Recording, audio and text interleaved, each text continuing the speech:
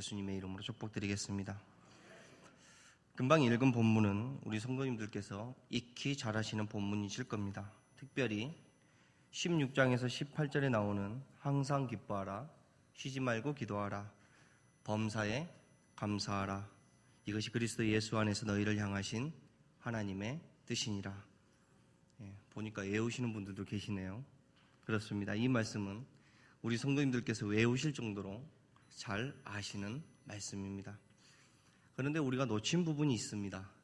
그것은 뭐냐면 항상 기뻐하고 쉬지 말고 기도하고 범사에 감사하라는 이 세 가지만 하나님의 뜻이 아니라 오늘 읽은 본문에서 약 16가지 정도가 하나님의 뜻이라는 것을 제시되고 있다는 사실에 여러분은 놀라실 것입니다. 한번 찾아보실까요? 성경책을 펴시고 데살로니가전서 5장 12절에서 단락이 시작되니 한번 찾아보도록 하겠습니다.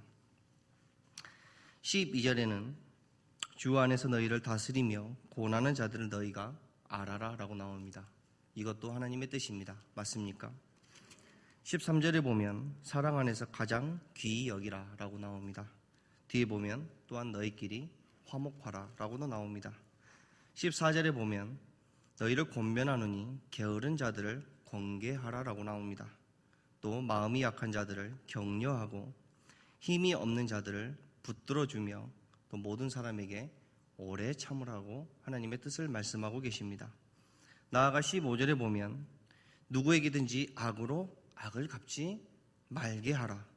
또 모든 사람을 대하든 서로 대하든 항상 선을 따르라 나오고 있습니다. 16절에는 항상 기뻐하라. 17절에는 쉬지 말고 기도하라. 18절에는 범사에 감사하라. 19절에는 성령을 소멸하지 말며 20절에는 애언을 멸시하지 말고 21절에는 범사에 헤아려 좋은 것을 취하라. 마지막 22절에는 악은 어떤 모양이라도 버리라고 나와 있습니다. 어떻습니까? 각 절마다 살펴보니 하나님의 뜻을 이야기하지 않은 구절이 없습니다. 그런데 우리는 지금까지 16절에서 18절만 하나님의 뜻이라고 외우고 다녔으니 그 또한 기적일 것입니다. 아마 16절에서 18절의 내용이 이 단락을 대표하고 있으며 또한 18절의 말미에 이것이 그리스도 예수 안에서 너희를 향하신 하나님의 뜻이니라 라고 이렇게 나와서 그렇게 생각하실 수도 있겠다는 생각을 해보긴 하는데요. 뭐 어쨌든 여기에 나온 16가지를 다 살펴볼 수는 없습니다.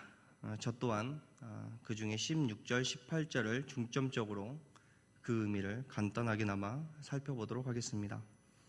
16절 항상 기뻐하라. 17절 쉬지 말고 기도하라. 18절 범사에 감사하라. 이것이 그리스도 예수 안에서 너희를 향하신 하나님의 뜻이니라. 정말 아름다운 구절입니다. 그렇지 않습니까? 그런데 우리 목회자들에게는 굉장히 부담스러운 말씀입니다. 또한 장로님에게도 굉장히 부담스러운 말씀이실 겁니다. 여기 나는 아니겠지 하면서 앉아 계시는 권사님들에게도 굉장히 부담스러운 말씀이실 겁니다. 또 나는 아니겠지 하면서 앉아 계시는 집사님들에게도 부담스러운 말씀이실 것입니다. 왜 그럽니까? 항상 기뻐해야 되기 때문에 그렇습니다. 우린 미친 사람이 아닙니다. 항상 감사한 척 해야 되기 때문에 그렇습니다. 쉬지 말고 기도하는 모습을 보여야 되기 때문에 부담스러운 말씀입니다. 우선 이 말씀을 잘못 오해하면 안 됩니다. 성경에서 항상 기뻐하라고 해서 나는 항상 기쁩니다. 혹은 나는 항상 기뻐하겠습니다. 라는 것은 신앙이 아닙니다. 이는 자기를 부추기는 것밖에 아니라는 것입니다. 즉 자기 최면입니다. 내가 나를 분발시키고 나를 위로하고 나를 격려해서 나의 잠재력을 분발시켜 나의 모든 능력을 극대화하는 싸움, 이것은 신앙이 아닙니다. 이것은 세상에서 말하는 개인 경영에 불과합니다. 자기 성취에 불과한다는 말씀이라는 것입니다. 그런데 우리는 지금까지 이것이 마치 대단한 신앙인 것처럼 생각을 했다는 것이죠. 우리가 기쁘지 않으면 믿음이 없는 것 같고, 감사하지 못하면 성숙하지 못한 것 같고, 기도의 할당량을 정하고 그 할당량을 채우지 못하면 믿음이 없는 것 같이 생각을 했다는 것입니다. 그러나 이것은 올바른 것이 아닙니다. 성경이 우리에게 약속하신 것은 바로 이것입니다. 항상 기뻐하고 쉬지 말고 기도하고 범사에 감사하라는 이 말씀이 그리스도 예수 안에서 우리를 향하신 하나님의 뜻이라는 것입니다. 그리스도 예수 안에 있는 하나님의 뜻, 즉 그리스도 예수 안에 있다라는 것이 이 단락에서 가장 중요한 것입니다. 이 단락의 문제를 푸는 정확한 열쇠입니다. 이것이 왜 열쇠가 되는 것입니까? 예수님은 저와 여러분이 요청해서 오신 분이 아닙니다. 예수님은 우리가 하나님께 길거리에서 데모에서도 오시지 않았습니다. 우리는 예수님이 왜 필요한지도 몰랐고 그분을 모실 생각을 전혀 하지도 않았습니다. 그러나 우리 하나님은 단지 그런 우리를 불쌍히 여기사 예수 그리스도를 보내신 것입니다.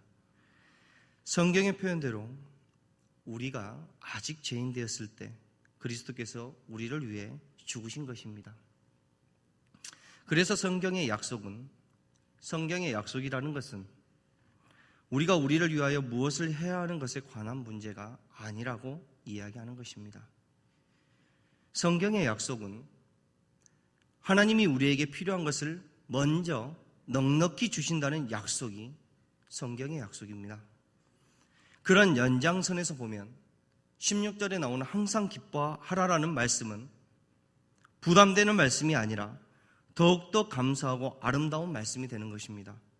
왜냐하면 항상 기뻐하라는 말씀은 실제로는 기쁘지도 않은데 우리에게 쥐어짜듯이 기뻐하라고 노력하라는 말씀이 아니기 때문에 그렇습니다. 하나님이 우리를 기뻐하도록 하시겠으며 우리에게 그러한 삶을 허락하시기 위해 예수 그리스도를 우리에게 먼저 주신 것이라는 것입니다. 그렇게 하신 것이 하나님께서 우리를 향하신 본인의 본심이라는 것입니다. 그런데 그 기쁨은 단지 우리가 슬플 때 와서 위로하는 정도의 위력을 갖고 있는 것은 아닙니다. 항상입니다. 항상 기쁘도록 하겠다는 것이 우리를 향한 하나님의 뜻이라는 것입니다. 너희들이 쥐어짜듯이 그렇게 기뻐하려고 노력하는 것이 아니라 내가 너희에게 기쁨을 항상 주겠으며 그 인생이 너희의 인생이 되게 하시겠다는 것입니다. 그 기쁨의 주체가 여러분과 저가 아닙니다. 바로 예수님 안에 있는 하나님이 되시는 것입니다. 그럼 쉬지 말고 기도하라는 것은 무슨 말씀이겠습니까? 쉬지 말고 기도하라는 것은 우리가 하나님 앞에 가서 늘 매달리고 기도에 정진하라는 것이 아닙니다. 물론 여러분은 설교나 다른 것을 통해 여러분이 마땅히 그리스도인으로서 쉬지 말고 기도해야 하며 기도에 정진해야 함을 익히 들으셨을 것입니다. 허나 오늘 본문에 나와 있는 쉬지 말고 기도하라라는 이 말씀은 이 명령이 있으므로 너희가 그렇게 매달리라는 것이 아니라 아울러 우리는 그렇게 할 수 없을 뿐더러요. 하나님께서는 단 한 번도 우리에게 귀를 떼시거나 눈을 떼신 적이 없다는 것을 나타내시는 말씀입니다. 즉 하나님께서는 우리에게 늘 응답할 준비를 하고 지켜보고 계신다는 것입니다.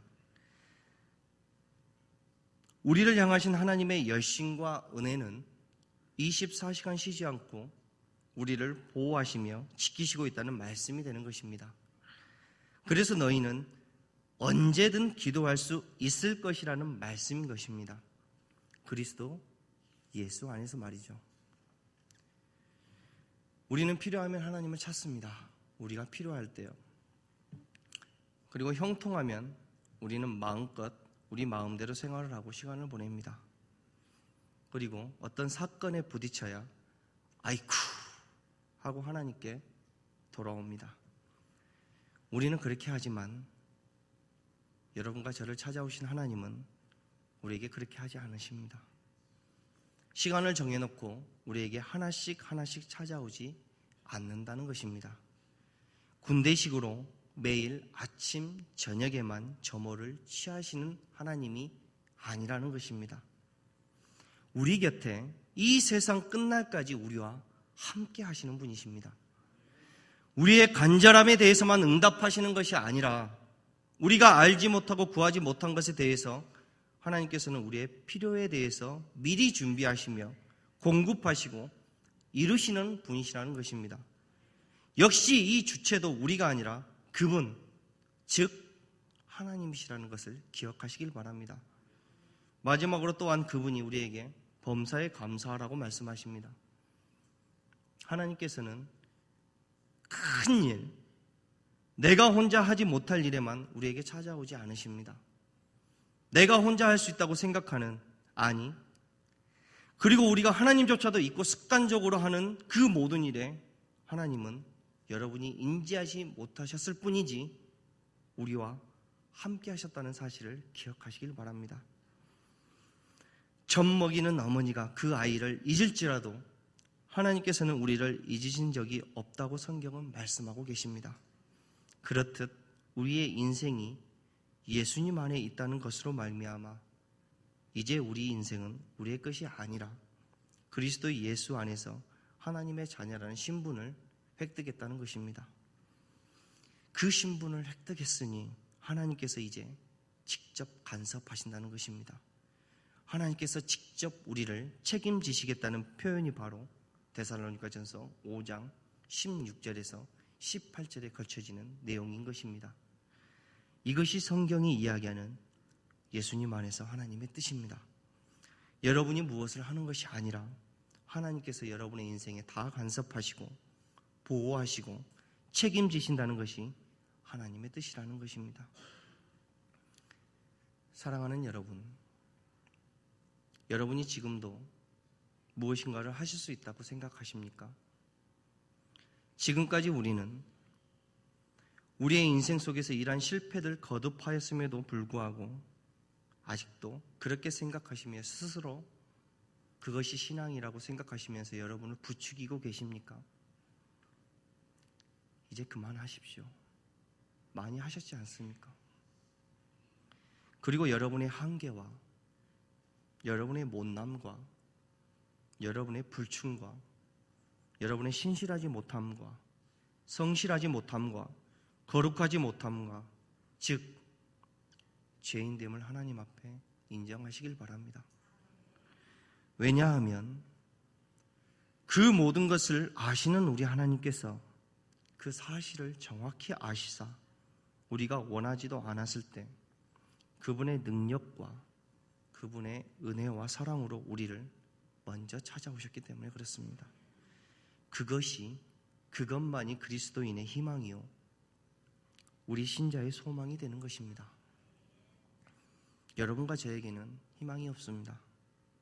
오직 우리의 못남과 게으름과 고집과 죄된 성품보다 더 크신 하나님의 은혜가 우리를 인도하시기에 여러분과 저에게 비로소 희망이 생긴 것입니다. 그래서 오늘 16절 18절을 다시 쉽게 푼다면 이렇습니다. 저와 여러분은 기뻐할 수 없습니다. 그리고 저와 여러분은 쉬지 않고 기도할 수 없습니다. 그리고 범사는커녕 한 시간도 감사할 수 없습니다.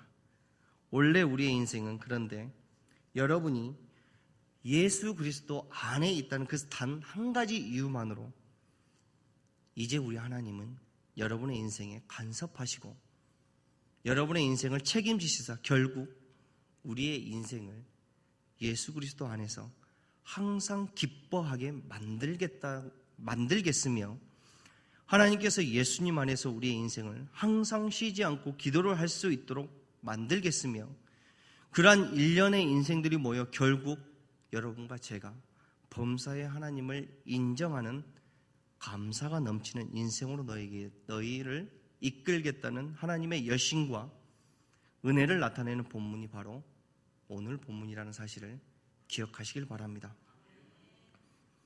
그래서 우리는 자랑할 수 없습니다. 이만큼 서 있고 이만큼 믿음을 고백할 수 있는 것도 여러분의 열심이 이를 이루어낸 것이 아니라 하나님의 열심이 여러분의 못남을 이기셨고 하나님의 은혜와 사랑이 여러분의 아집과 고집을 이기신 결과이기 때문에 그렇습니다. 성경 로마서 14장 3절에는 이렇게 기록하고 있습니다. 비판하는 너는 누구냐? 그가 서 있는 것이나 넘어지는 것이 자기 주인에게 있음에 그가 세움을 받으리니 이는 그를 세우시는 권능이 주께 있음이라 라고 되어 있듯이 말이죠. 사랑하는 우리 성신교회, 수원성신교회 성도님들, 이제 하나님을 인정하십시오. 그분의 통치와 그분의 주권을 인정하시길 바랍니다. 그분만이, 그 하나님만이 여러분을 세우실 것입니다. 그분이 여러분을 절대로 놓지 않으실 것입니다. 그분이 여러분의 인생에 더욱더 간섭하실 것입니다. 그것이 우리의 참된 희망이 되는 것입니다. 그것이 미래적으로 신자가 바라는 참된 소망이 되는 것이며 지금 현재적으로 우리가 얻은 구원이 되는 것입니다. 사랑하는 여러분, 모쪼록 하나님께서 여러분의 인생에 함께 하시사 더욱더 지혜롭고 성숙된 신앙의 인생이 여기 계신 우리 모든 성도님들의 인생들이 되시기를 예수님의 이름으로 축복드리겠습니다.